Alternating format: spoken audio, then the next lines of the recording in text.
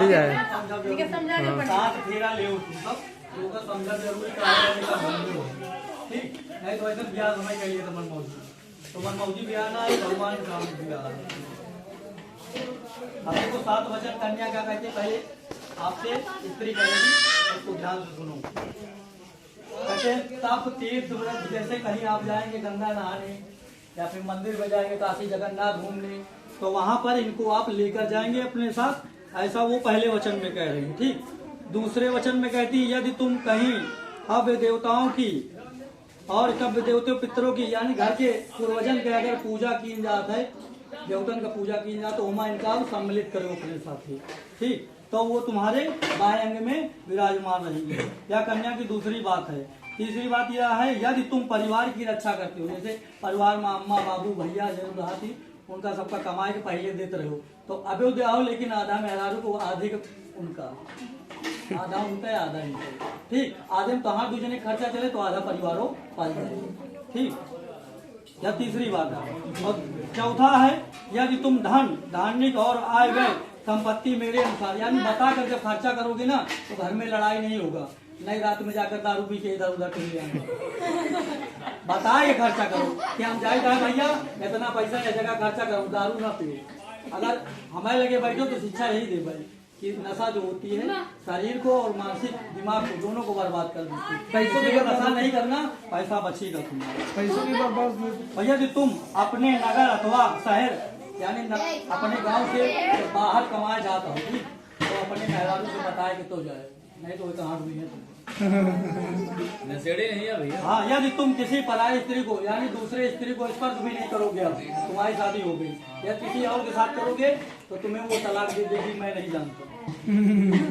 ठीक, तलाक दे देगी तब वो तुम्हारे साथ विराजमान रहेगी, जहाँ कहोगे वहाँ बैठी रहेगी अगर इन बातों का ध्यान दोगी। अब भैया इनके पुरुष का जो है कन्या सुनेंगे। विष्णु भगवान के अनुसार अग्नि ब्राह्मण और स्वास्थ्य भाई बंधु और 5 ध्रुव ताराएं इनको साक्षी मानकर तुमने मेरे लिए हैं तो अब आप इनकी रक्षा करेंगे। ये सब तुम्हारे साक्षी हैं। सूर्य चंद्र जो है तुम्हारे साक्षी हैं, भगवान शिव शंकर यहाँ के साक्षी हैं, इतनी आत्माएं जो यहाँ पर हैं वो सब साक्षी हैं। उनके सामने तुमने शादी किया है, इसको निभाना अब तुम्हारा जिम्मेदारी है। इस प्रकार पति व्रत का पालन करना है तुम्हें, जिसमें तुम्हें संतोष हो वही कार्य करना है। दूसरे के कहे से नहीं कि आज बोलो खरीद लियो मैं घर फूक दी भाई तुका संतोष हो वो काम करो। 11 दिए का 21 दिए का 51 दिए वो तोरे ऊपर निर्भर है, दूसरे के भरोसे न रहो। कमाइयो तो खाइयो, कमाइयो तो कैसे मंगियो, एक जने रहे तो 2 जने हो गए। अब ज्यादा खर्चा लागे, पहले 500 में काम हो याद रहा, अब तो 1000 1500 लागे 1500 लागे 1000 में ना हो काम हो 500 पहले हो जात रहा, अब 1500 कमाओ रोज के या सोचो तब तो भाई ओके 1500 का साड़ी ला के दे आओ तू 500 का साड़ी अब कौन नहीं पहनता भाई, क्यों सहाय वाला जमाना है महाराज।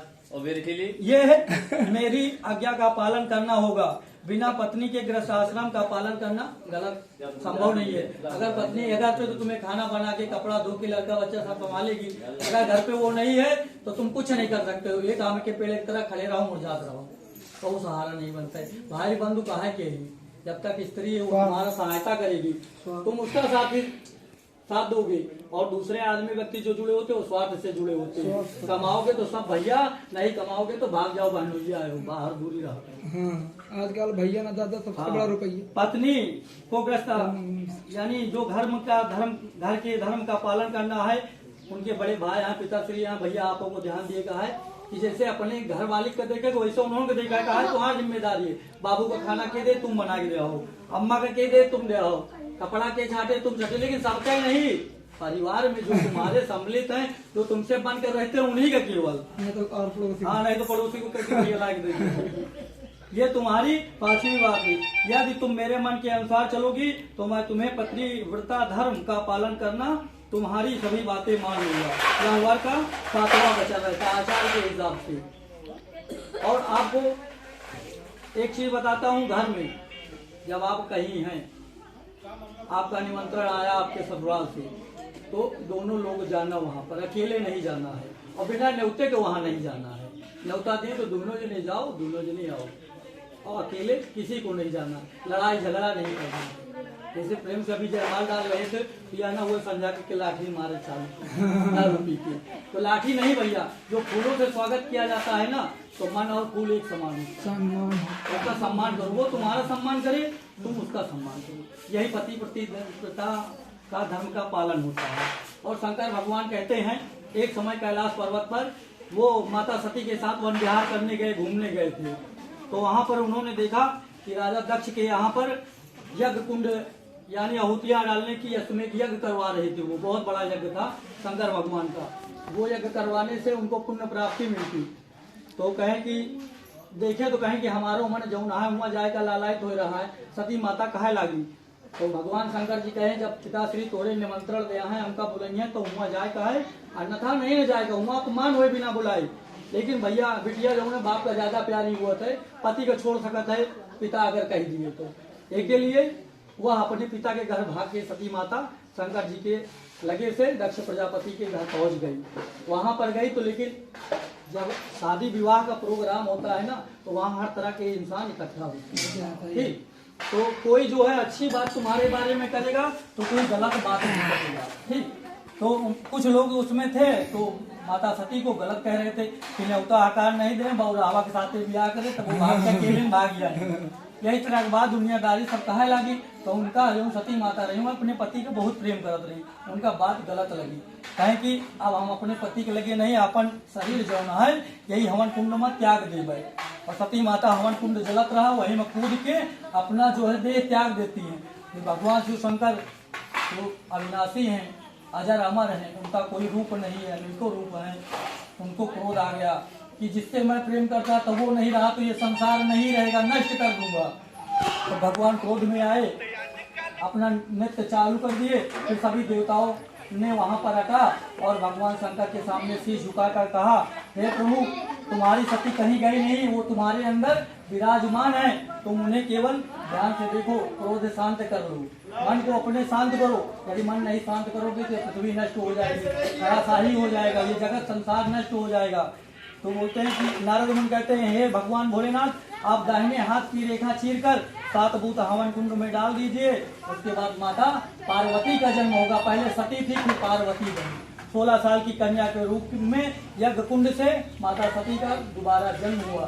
फिर हिमांचल राजा उनका विधि विधान के साथ में भगवान शंकर के साथ शादी कर देते हैं। इसलिए बिना बुलाए पिता के घर नहीं जाना। ठीक, बुलाएंगे तो दोनों लोग को जाना है, नहीं बुलाएंगे तो नहीं जाना है। और आप भी दारू पी के नौटंकी देखने जाना है तो बता के, ऐसे नहीं जाना है। कहीं भी आप जाते हैं तो घर में बता कर जाइए, कहने का मतलब ये है। नहीं अगला जब तक खाना न खाइए वो खाना न खाए। पतिव्रता का मतलब यही है कि आप खाना खाएंगे उसके बाद में वो खाना खाएंगे। पहले खाना खा लिया तो कोई पालन नहीं होता है। तो तुम्हारी उम्र भी और स्रोत कमाई की जो होती है दोनों बढ़ेगी। वो तुम्हारी बात खाना खाएगी, तुम्हारे घर में लक्ष्मी का वास होगा। और घर में सोने का पहले बर्तन साफ करके सोना चाहिए, उसको गंदा रख के खा के झूठ बहा के नहीं सोना चाहिए, क्योंकि माता लक्ष्मी हर घर में प्रवेश करती हैं।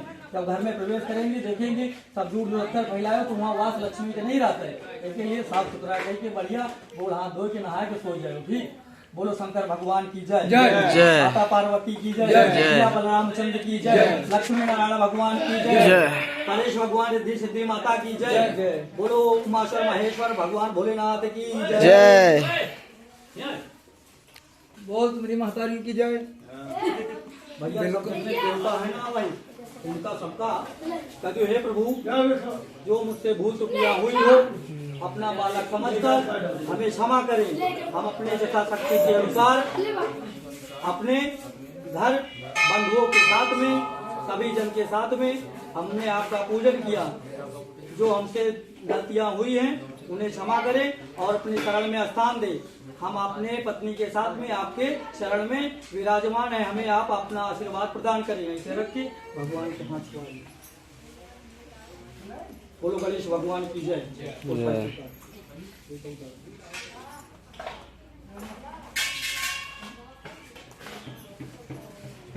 खड़े हो जाओ।